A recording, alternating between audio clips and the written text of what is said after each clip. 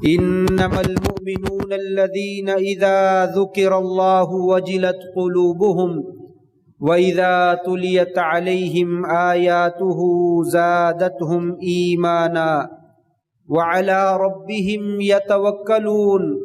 الذين يقيمون الصلاة ومما رزقناهم ينفقون أولئك هم المؤمنون حقا لهم درجات عند ربهم ومغفرة ورزق کریم۔ یقیناً وہ لوگ جو اللہ پر ایمان رکھتے ہیں، جب ان کے پاس اللہ کا ذکر کیا جاتا ہے تو ان کے دل ڈر جاتے ہیں، جب ان پر قرآن مجید کی آیات کی تلاوت کی جاتی ہے تو ان کے ایمان میں اضافہ ہو جاتا ہے اور وہ اپنے پروردگار پر اعتماد اور بھروسہ کرتے ہیں۔ یہی وہ لوگ ہیں جو نماز قائم کرتے ہیں اور جو ہم نے ان کو رزق دیا ہے اس میں سے وہ خرچ بھی کرتے ہیں۔ یہی لوگ پکے اور سچے ایماندار ہیں، ان کے لیے ان کے پروردگار کے ہاں بلند و بالا درجے ہیں اور بہت ہی بڑی بخشش ہے اور بڑا ہی عمدہ قسم کا، پاکیزہ قسم کا، بہترین قسم کا رزق ہے۔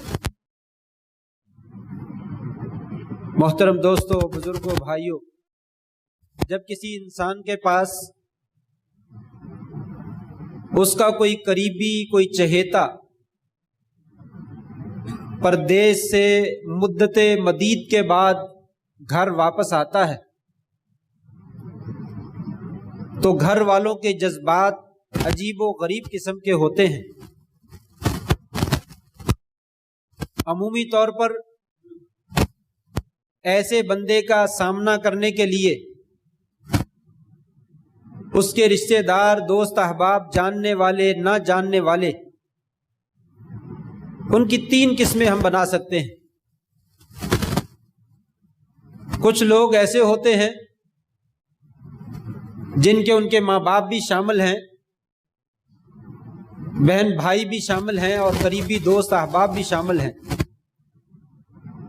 کہ جنہیں اپنے آنے والے چہیتے مہمان کا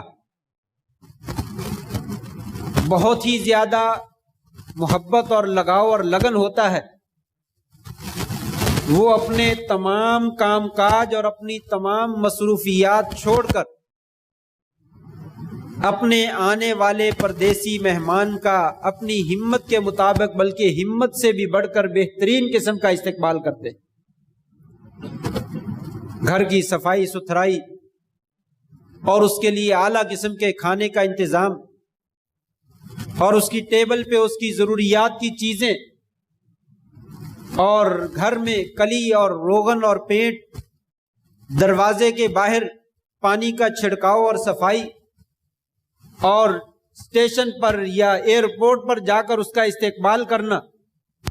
یہ تمام چیزیں شامل ہوتی ہیں۔ لیکن کچھ لوگوں کے جذبات تھوڑے سے کم ہوتے ہیں، وہ بھی اس پردیسی مہمان کو جانتے ہیں، ان کے ساتھ تعلق بھی ہے، لیکن ان کے نزدیک ان کی اپنی ضروریات اور اپنے اعمال جو ہیں وہ زیادہ مہم ہیں،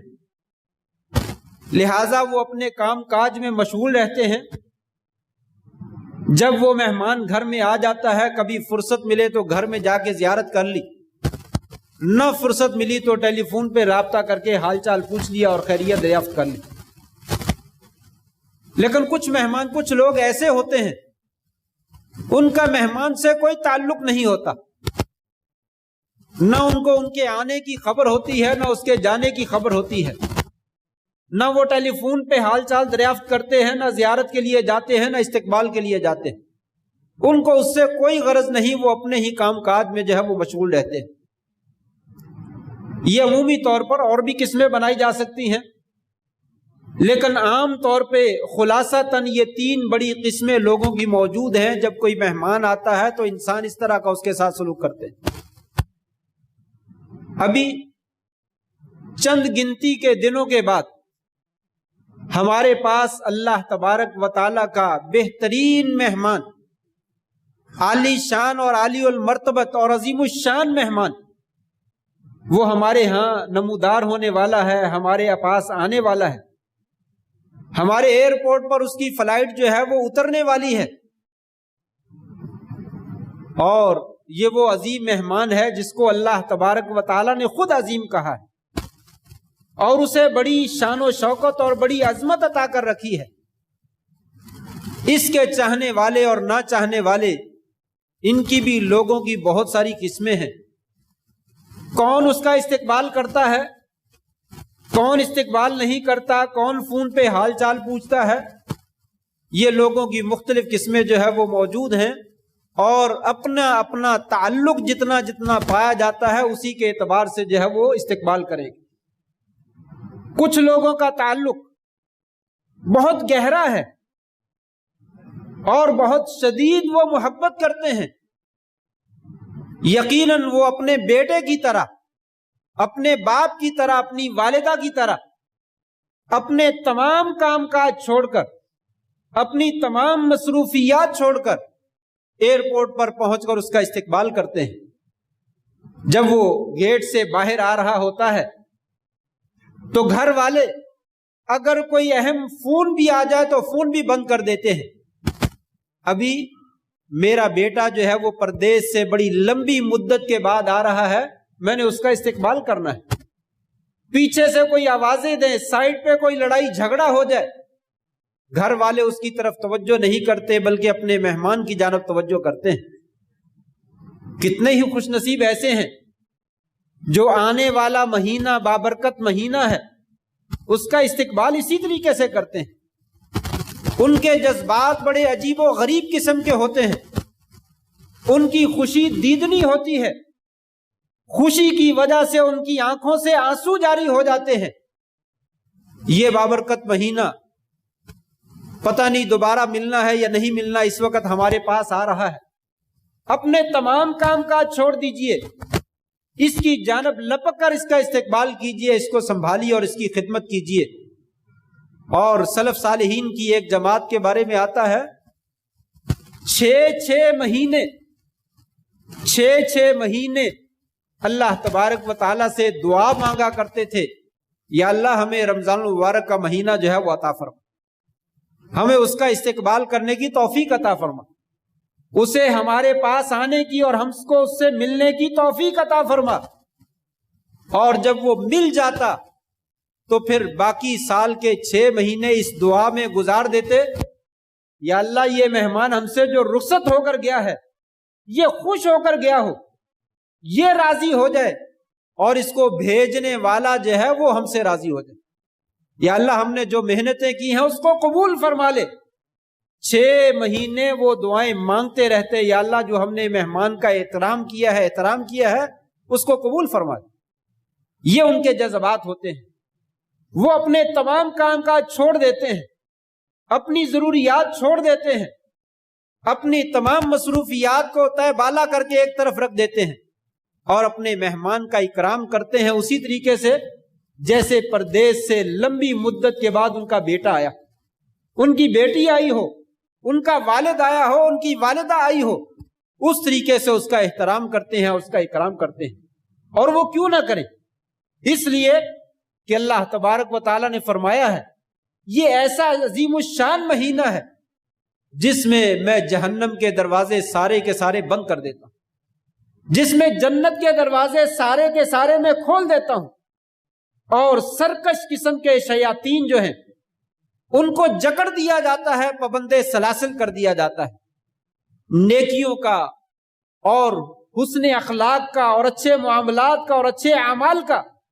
بہترین سیزن شروع ہو جاتا ہے، اور انسان کو جو ہے وہ موقع میسر آتا ہے، اور انسان اتنی آسانی سے اس مہینے کے اندر نیک اعمال سر انجام دیتا ہے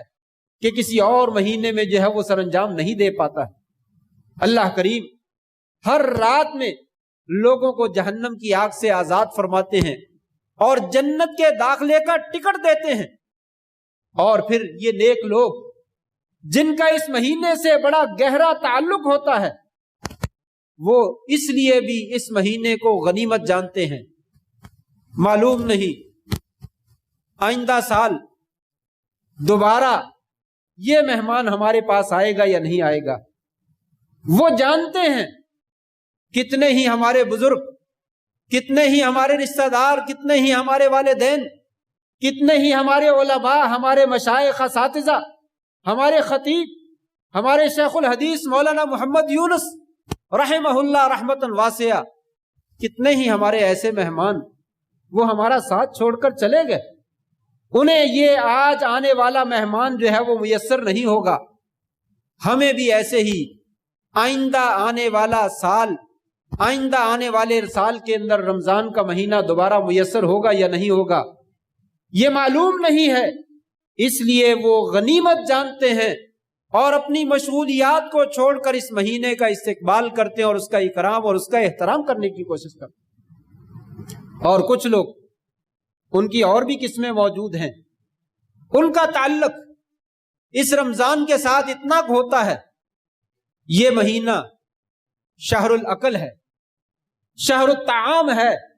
کھانے پینے کا مہینہ ہے۔ رمضان شروع ہونے سے پہلے ہی گاڑیاں نکالو، اپنی سواریاں نکالو، بازار میں جاؤ، خوب شاپنگ کرو، ایک مہینے کا بہترین قسم کا اعلیٰ قسم کا طعام کھانا جو ہے وہ خریدو، فریجیں بھر لو، سحری میں بہترین قسم کے انواع اقسام کے کھانے جو ہے وہ تیار کیے جائیں، افطاری میں مختلف قسم کی ڈشیں جو ہے وہ تیار کی جائیں، اور رات کو سونے سے پہلے کچھ نہ کچھ جو ہے وہ ہونا چاہیے۔ ان کا ہم و غم کھانا اور پینا ہی ہے۔ گویا کہ یہ رمضان کا مہینہ شہر العبادہ نہیں، یہ شہر الصبر نہیں، یہ شہر النعمہ نہیں، بلکہ یہ شہر العقل ہے۔ وما خلقت الجن والانس الا لیاکلوا ویشربوا، ہم نے جن و انس کو اس لیے پیدا کیا کہ وہ کھائیں اور پئیں۔ خواتین پورے رمضان میں سب نہیں، الا ماشاءاللہ کچھ ایسی بھی ہیں جن کا رمضان کے مہینے میں سوائے کچن کے علاوہ، برتنوں کی صفائی کے اور گھر کی صفائی کے، کھانے اور پکانے کے علاوہ کوئی عمل نہیں۔ سحری کے وقت کھانا بناؤ، افطاری کے وقت بناؤ، اور جو ہے وہ برتنوں کو صاف کرو اور صفائی کرو اور سو جاؤ، اس کے علاوہ کوئی ٹائم نہیں۔ اور گھر والے بھی چاہتے ہیں، دیکھیے کھانا پینا کوئی بری چیز نہیں ہے، اللہ کی نعمتیں ہیں، استعمال کرنی چاہیے، لیکن اس قدر استعمال کرنی چاہیے جس قدر وجود جو ہے وہ قائم اور دائم رہے، انسان عبادت کر سکے۔ والد کو چاہیے، بیٹے کو چاہیے، بھائی کو چاہیے، شوہر کو چاہیے کہ اپنے گھر میں اپنی بہن کو، اپنی ماں کو، اپنی بیوی کو کہے ضرور بناؤ، لیکن کھانے میں مجھے بھی شریک کرو، میں بھی آپ کا ہاتھ بٹا سکتا ہوں، تھوڑی سی اس کی خدمت کرو تاکہ اس کو بھی وقت بچے، اور اسے بولو تھوڑے کھانے بناؤ تاکہ سکون سے تمہیں بھی عبادت کا ٹائم ملے، تم بھی 2 رکعت اٹھ کے نماز پڑھو، اللہ سے دعا مانگو، کوئی قرآن مجید کی تلاوت کرو، ان کا ہاتھ بٹائی۔ فیکٹری کے مالک جو ہیں انہیں بھی چاہیے کہ وہ ملازمین کو تھوڑی سی تخفیف کریں اور ان کو وقت دیں، اور ان کو کہیں آپ اس میں جو ہے وہ اللہ کی عبادت کریں، کچھ دیر عمل کر لیں، کچھ دیر جو ہے وہ کام کریں، اور کچھ دیر اللہ کی عبادت کریں۔ اس طریقے سے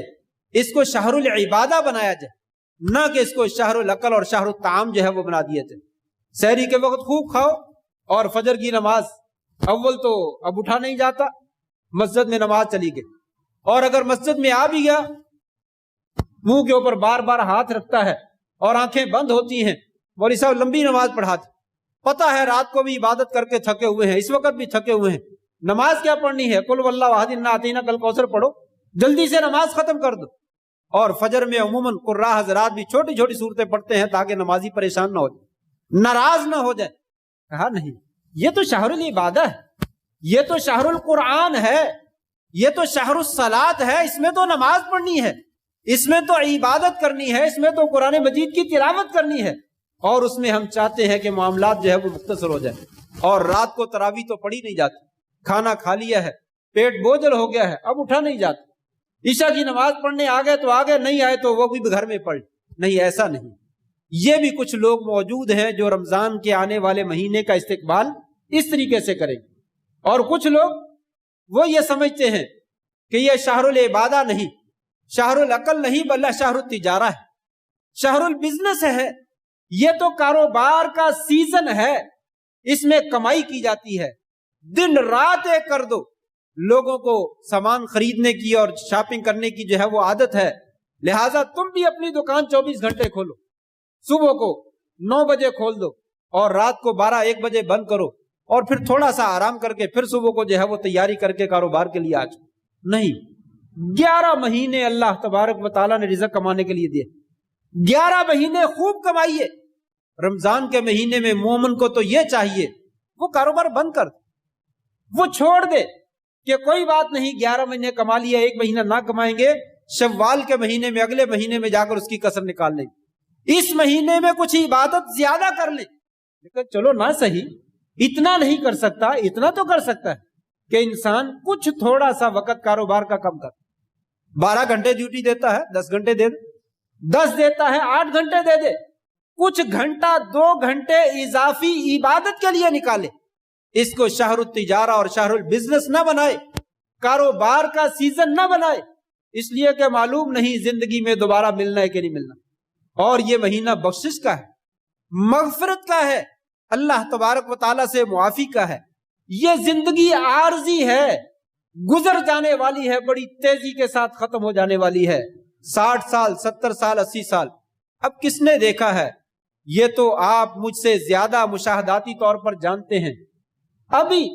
بندہ ہمارے پاس سے تندرست گیا، ہارٹ اٹیک ہو گیا، ہسپتال میں پڑا ہوا ہے یا اگلے جان چلا گیا، ابھی ہمارے ساتھ بیٹھ کے کھانا کھایا اور وہاں جا کر فالج ہو گیا، ابھی اس کو یہ ہوا، وہاں پہ ایکسیڈنٹ ہو گیا، یہاں پہ یہ ہو گیا وہ ہو گیا، منٹوں سیکنڈوں میں پتہ نہیں چلتا، یہ زندگی جو ہے وہ ختم ہو جاتی ہے۔ اور آنے والی زندگی ہمیشہ ہمیش کی زندگی، وہ قیامت کے دن کا ہی ایک تصور کر لے کہ 50,000 سال کا ایک دن، ہماری زندگی 60 سالہ 100 سالہ، اس کے مقابلے میں 50,000 سال کا دن، اس کے لیے ہم تو بڑی تیاری کرتے ہیں۔ اس کے لیے ہم نے کیا تیاری کی ہے؟ اگر یہ 1 مہینہ ہمارے پاس آ رہا ہے تو اس میں سے فائدہ اٹھا لیا جائے، اس میں سے محنت کر لی جائے، اپنے رب کو راضی کر لیا جائے، اس کے جنت کا حصول جو ہے وہ آسان بنا لیا جائے، جہنم میں داخلے کو مشکل بنا لیا جائے۔ یہی حقیقی کامیابی ہے، یہی کامرانی ہے، اس کے علاوہ کوئی کامیابی نہیں، کوئی کامرانی نہیں۔ چوتھی قسم کے لوگ کچھ ایسے بھی ہیں، چوتھی قسم کے لوگ کچھ ایسے بھی ہیں، کھا لیا پی لیا سو لیا، گپیں لگا لی، ٹی وی لگا لیا، کوئی ڈرامہ لگا لیا، کوئی فلم لگا لی، اس طریقے سے وقت گزار لی، اور کوئی کام۔ صبح کو سحری کی، کھا لیا اور سو گئے، لمبی تان کا، ظہر کے وقت اٹھے نماز پڑھی، ظہر کے بعد پھر سو گئے، عصر کے وقت اٹھے نماز پڑھی، پھر اس کے بعد افطاری کا ٹائم کیا، افطاری کے بعد پھر کچھ تھک گیا بندہ، عشاء کے لیے تھوڑی دیر آرام کر لیا، عشاء کی نماز پڑھ گیا ہے تو کوئی اچھا سا ڈرامہ لگا لیا۔ یہ تاریخی ڈرامہ ہے، یہ بڑی اچھی تاریخ اس میں بتلائی جاتی ہے، خاک تاریخ بتلائی جاتی ہے۔ یہ قرآن مجید میں جو تاریخ ہے یہ نظر نہیں آتی، یہ اتنا پیارا اور خوبصورت انداز اللہ نے بیان فرمایا، یہ ہمیں نظر نہیں آتا۔ ناول، ڈرامے، اس میں جو ہے وہ ہمیں بڑے تاریخی سبق جو ہے وہ یاد آتے ہیں، جب اس میں جو ہے وہ عورتیں نظر آتی ہیں اور اس میں گانا بجانا نظر آتا ہے، اور وہ سارے معاملات جو ایک ناول کے اندر اور ایک فلم کے اندر ہوتے ہیں، وہ تاریخی ڈرامے کے اندر اس کو ڈرامہ بنا کر یا تاریخ بنا کر پیش کیا جاتا ہے۔ اس کو بند کر دیں، اس کی ضرورت نہیں ہے۔ اس طریقے سے وقت نہ ضائع کیجیے، رات ساری جا کر گزار دی اور دن سارا سو کر گزار دیا، یہ رمضان مبارک کا استقبال نہیں۔ بھائیو، یہ ہمارا قریبی مہمان ہمارے بیٹے سے زیادہ عزیز ہے، ہمارے باپ سے زیادہ عزیز ہے، ہماری ماں سے زیادہ عزیز ہے، اس کی قدر کیجیے، اس کا استقبال کیجیے اسی طریقے سے جیسے آپ اپنے مہمان کا استقبال کرتے ہیں۔ اپنے گھر کی صفائی کیجیے، اپنے ٹیبل پہ جو بھی زائد چیزیں ہیں کہ یہ مہمان کو ڈسٹرب کریں گی، تکلیف پہنچائیں گی، روٹیاں سوکھی ہوئی ٹیبل پہ پڑی ہوں تو مہمان آ جائے، انسان کو جو ہے وہ بے عزتی محسوس ہوتی ہے، اہانت محسوس ہوتی ہے، انسان اس کو اٹھا کر سائڈ پہ کرتا ہے، گندے بسترے جو ہے اٹھا کر سائڈ پہ کرتا ہے، اچھی بہترین قسم کی عمدہ قسم کی چادریں بچھاتا ہے، ٹیبل پہ مہمان کے لیے جو چیزیں ضروری ہیں اس کے لیے وہ چیزیں رکھتا ہے۔ کیا ہم بھی ایسا کرتے ہیں؟ رمضان کے آنے پہ فلموں والے، ڈراموں والے، موبائل، VCR, انٹینے، ڈش، جو چیزیں بھی اس کے اندر موجود ہیں ان کو ساروں پہ کھڈے لائن لگا کر ان کے اوپر کپڑا ڈال دیتے ہیں۔ رمضان آ رہا ہے، رمضان کے مہینے میں یہ چیزیں نظر نہیں آنی چاہیے۔ ٹیبل پہ بہترین قسم کا 1 2 3 4 قرآن مجید لا کر رکھ دیے جائیں، بیٹا آپ نے یہ قرآن پڑھنا ہے، بیٹا یہ کیسٹ لے لو، یہ CD لے لو، اس کے اندر رمضان مبارک کی اہمیت اور عظمت اور شان و شوکت بیان کی گئی ہے، اس کو سنو تاکہ تمہارے دل میں بھی شوق اور جذبہ اور رغبت جو ہے وہ پیدا ہو کہ رمضان کیا ہوتا ہے، اس کا احترام کیا کرنا ہے۔ کیا کبھی ہم نے بھی ایسا کیا؟ اپنے دلوں کے اندر سے کدورت، نفرت اور بغض اور حسد اور کینے کو دور کیا ہو اور عہد کیا ہو کہ رمضان آ رہا ہے، اس میں ہم نے نماز کی حفاظت کرنی ہے، تلاوت کی حفاظت کرنی ہے، لوگوں سے لڑائی اور جھگڑا نہیں کرنا ہے، ہم نے اس میں پیار اور محبت کا، اتفاق کا مظاہرہ کرنا ہے، اور جو دوریاں ہیں ان کو دور کر کے آپس میں پیار اور محبت کو بانٹنا ہے، بھوکوں کو کھانا کھلانا ہے، غریبوں کی خدمت کرنی ہے۔ کیا ایسا جذبہ، ایسا استقبال ہمارے ہاں بھی موجود ہے؟ یہ کرنے کی کوشش کرنی چاہیے کہ گھر میں جو زائد چیزیں ہیں ان سب کو سائڈ پہ لگایا جائے، بہترین قسم کے دل کے اوپر چادر بچھائی جائے، جو دل کے اندر کسی بھی قسم کے شیطانی خیالات اور برے خیالات ہیں ان کو پاک کیا جائے، اور انسان کو اخلاص کے ساتھ اس رمضان کا استقبال کرنا چاہیے کہ ریاکاری، دکھلاوا، شہرت، اس سے بچتے ہوئے خالصتاً اللہ تبارک و تعالیٰ کی رضا کے لیے جو ہے وہ عبادت کرنے کا عزم کیا جائے کہ میں اللہ کے سامنے پیش ہونا ہے تو میں صرف یہ کام اللہ کی رضا کے لیے کروں اور کسی کو دکھلاوے کے لیے کروں۔ اپنی عبادت کو چھپانے کا عزم کیا جائے کہ میں نے اپنی عبادت کو چھپانا ہے، لوگوں کو بتلانا نہیں۔ جو عبادت سامنے کرنے والی ہے وہ سامنے کیجئے، اس میں کسی کو بھی دکھلاوا نہیں آتا، وہ سب لوگوں کو پتا ہے کہ نماز پڑھنی چاہیے، پڑھتا ہے، چلو نمازی تو ہے، لیکن تہجد پڑھنے کا معاملہ ہے، تسبیحات پڑھنے کا معاملہ ہے، زیادہ سے زیادہ قرآن مجید کی تلاوت کا معاملہ ہے، یہ جس حد تک صدقہ خیرات کا معاملہ ہے، جس حد تک چھپ کر کر سکتے ہیں اللہ کی رضا کے لیے، اس کو اخلاص کے ساتھ استقبال کیجئے کہ ہم نے اعمال اللہ کی رضا کے لیے کرنے ہیں، کسی اور کے لیے نہیں کرنے۔ اور اسی طریقے سے رمضان کے استقبال کے لیے ضروری ہے کہ انسان دل کو پاک کرے، یعنی اپنے سابقہ گناہ جو ہیں ان سے توبہ کرے، ان سے معافی مانگے۔ یہ رمضان ایسے ہی ہر بندے پہ اثر نہیں کرتا۔ اس رمضان میں جیسا کہ میں نے کہا کہ شیطان جکڑ دیے جاتے ہیں اور نیکی کرنا آسان ہو جاتا ہے، لیکن سب کے لیے نہیں، سب کے لیے نہیں۔ الا من اتى الله بقلب سلیم، اس آدمی کے لیے جو اللہ تعالیٰ کے پاس اپنا دل پاک اور صاف لے کر آتا ہے۔ اپنے دل کو آلائشوں سے، گندگیوں سے پاک کیجئے، اس کے اوپر صاف ستھری چادر بچھائیے، جیسے مہمان کے لیے بستر پہ بہترین قسم کی نئی چادر نکال کر بچھائی جاتی ہے، یہاں پہ چادر بچھائیے، اس سے توبہ کیجئے، میں نے فلاں جرم کیا تھا، فلاں گناہ کیا تھا، فلاں زیادتیاں کی تھی، یا اللہ میں اس سے توبہ کرتا ہوں، فلاں بندے کے ساتھ زیادتی کی تھی، یا اللہ میں اس کے پاس جاتا ہوں، اس سے معافی مانگتا ہوں، فلاں کا حق مارا تھا میں اس کو واپس کرتا ہوں، یا اللہ میں تیرے پاس صاف دل لے کر آیا ہوں۔ پھر دیکھیے رمضان اثر کرتا ہے کہ نہیں کرتا۔ قل یا عبادی الذین اسرفوا لا تقنطوا من رحمت اللہ، لوگوں جنہوں نے زیادتیاں کر رکھی ہیں، بہت زیادہ گناہ کر رکھے ہیں، بڑے بڑے جرائم کر رکھے ہیں، وہ سن لیں اللہ کی رحمت سے مایوس نہ ہو۔ اللہ کی رحمت بڑی وسیع ہے، اللہ کریم بہت زیادہ معاف کرنے والا ہے، معافی کو پسند بھی فرماتا ہے۔ وہ تو چاہتا ہے بندہ کسی بھی لمحے میری طرف واپس آ جائے، جس قدر وہ واپس آئے گا میں اس سے بڑھ کر جو ہے اس کے پاس مغفرت اور بخشش اور رحمت لے کر آؤں۔ میں تو اپنے بندوں کو معاف کرنے کے لیے بہانے تلاش کرتا ہوں۔ تو بڑے سے بڑے گناہوں والوں کے لیے یہ مہینہ بڑا عظیم الشان ہے، بڑی رحمت والا ہے، بڑی مغفرت والا ہے۔ تو انسان کو چاہیے اپنے سابقہ گناہوں سے انسان معافی مانگے، پھر اس رمضان کا استقبال کرے، پھر اس کو لینے کی کوشش کرے، پھر دیکھے رمضان میں دل نرم ہوتا ہے، پھر دیکھے رمضان میں قرآن مجید پڑھنے کا شوق پیدا ہوتا ہے، رمضان کریم میں عبادت کرنے کا شوق پیدا ہوتا ہے، دنیاوی کام کاج کو ترک کرنے کا شوق پیدا ہوتا ہے۔ یہ وہ چیزیں ہیں جن کے ذریعے سے انسان جو ہے وہ آگے بڑھ سکتا ہے، اور یہ بڑا ہی بہترین مہینہ ہے۔ آخری بات ذکر کر رہا ہوں، اپنی بات ختم کرتا ہوں۔ آپ صلی اللہ علیہ وسلم کا فرمان ہے، من صلی للہ 40 یوما مع التکبیرۃ الاولی کتبت لہ براءۃ، جو آدمی 40 دن کی نمازیں تکبیر اولا کے ساتھ پڑھتا ہے، یعنی جماعت فوت نہیں ہونے دیتا، امام اللہ اکبر کہتا ہے تو وہ صف میں موجود ہوتا ہے۔ 40 دن کی نمازیں، 40 نمازیں نہیں، 40 پانچا 200 نمازیں، 40 دن کی لگاتار نمازیں تکبیر اولا کے ساتھ پڑھتا ہے، اللہ کریم اسے 2 خوشخبریاں عطا فرماتے۔ براءۃ من النفاق، یہ بندہ منافق نہیں ہوگا، یہ بندہ منافق نہیں ہوگا، وبراءۃ من النار، یہ بندہ جہنم میں نہیں جائے گا۔ اللہ تعالیٰ اس کو منافقت کی زندگی اور موت سے بچا لیتے ہیں اور اس کو جہنمیوں کے اندر شامل ہونے سے محفوظ کر دیتے ہیں، یعنی لازمی طور پر جنت کا داخلہ عطا فرما دیتے ہیں۔ 40 دن کی نماز تو جماعت کے ساتھ تکبیر اولا کے ساتھ وہ ادا کرتا ہے، لگاتار کوئی نماز فوت نہیں ہوتی۔ یہ مہینہ بڑا بہترین موسم ہے، 10 دن پہلے رمضان سے شروع کر لے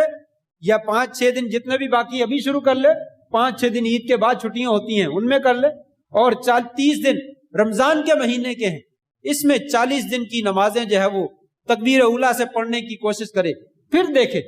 دل میں نرمی پیدا ہوتی ہے کہ نہیں پیدا ہوتی۔ جس قدر آپ اللہ کی عبادت کی طرف آگے بڑھتے چلے جائیں گے، اللہ کی توفیق اور رحمت آپ کے شامل حال ہوتی چلی جائے گی۔ جس قدر آپ کی توانائیاں اور آپ کی محنتیں اور کوششیں عبادت سے پیچھے کو چلی جائیں گی، اسی قدر اللہ تعالیٰ کی رحمت اور توفیق آپ سے پیچھے ہٹتی چلی جائے گی۔ لہٰذا ضرورت اس بات کی ہے، یہ عظیم الشان اور بہترین قسم کا، عمدہ قسم کا مہینہ ہمارے پاس آ رہا ہے، اس کا استقبال کیجیے، اس کی قدر کیجیے، اس کی بے قدری نہ کیجیے، اس لیے کہ اس کی بے قدری کرنے والے خود بے قدر ہو جاتے ہیں، اور اس کی قدر کرنے والے اللہ تعالیٰ ان کی قدر ڈال دیتے ہیں، ان کو عزتیں اور سرفرازیاں اور کامیابیاں عطا کر دیتے ہیں۔ اللہ سے دعا ہے اللہ تبارک و تعالیٰ ہمیں اس مہینے کا صحیح معنوں میں استقبال کرنے کی اور اس کا ادب اور احترام کرنے کی اور اس کی خوب خدمت کرنے کی اللہ تعالیٰ ہمیں توفیق عطا فرمائے۔ وآخر دعوانا ان الحمد للہ رب العالمین۔